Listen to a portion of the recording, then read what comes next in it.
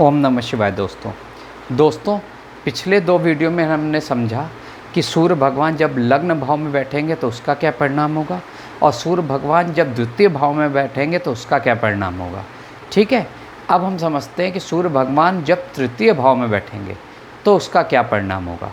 ठीक है, आइए व्हाइट बोर्ड पर चलते हैं।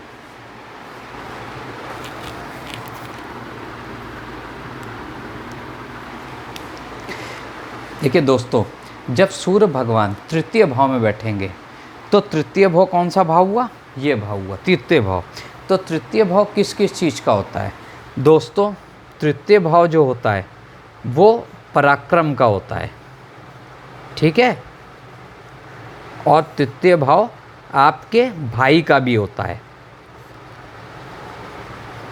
ठीक है, तो दोस्तों जब सूर्य भगवान तृतीय भाव में बैठेंगे, मतलब यहाँ बैठेंगे, तो वो आपके पराक्रम को बढ़ाएंगे। सूर्य का क्या काम है? किसी भी चीज़ को सूर्य भगवान तेजी देते हैं, उनके तेज होता है उनके बहुत सूर्य भगवान के। ठीक है, तो वो उनके पराक्रम को, व्यक्ति के पराक्रम को बढ़ाते हैं। ठीक है, उसके अलावा ये जो भाव है ये भाई का भी है। तो सूर्य भगवान जो होते हैं भाई को, जो जातक जो होता है उसके भाई को बहुत सुख देते हैं। ठीक है, भाई को भी सुख देते हैं। ठीक, तो ये हो गया सूर्य भगवान जब तृतीय भाव में होते हैं। अब ये समझते हैं कि सूर्य भगवान की जो दृष्टि होती है वो 7वें नंबर की दृष्टि होती है, जैसे आपको पिछले भी वीडियो में बताया। अब आइए 7 नंबर काउंट करते हैं।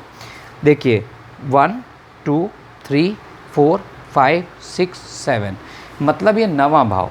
अब 9वां भाव किस चीज़ का होता है? 9वां भाव होता है आपके भाग्य का। 9वां भाव आपके होता है धर्म का। ठीक है, तो सूर्य भगवान की जो दृष्टि है वो आपकी गुरु के भाव में पड़ रही। 9वां भाव गुरु का होता है, तो गुरु की पड़ रही। जैसे और तीसरा भाव, जैसे मैंने आपको नहीं बताया था, तीसरा भाव, तीसरा जो है, जैसे ये 3 नंबर लिखा है वो मिथुन की राशि हुई, मतलब बुध की राशि हुई।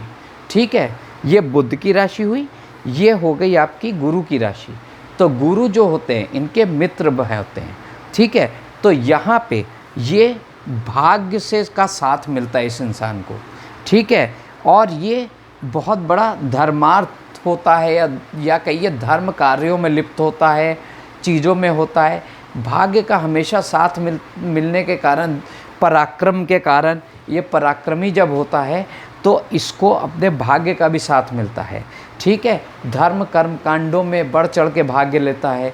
ये सब चीज़ें होती हैं जब जो सूर्य की दृष्टि जो होती है इनके 9वें भाव पे पड़ती है।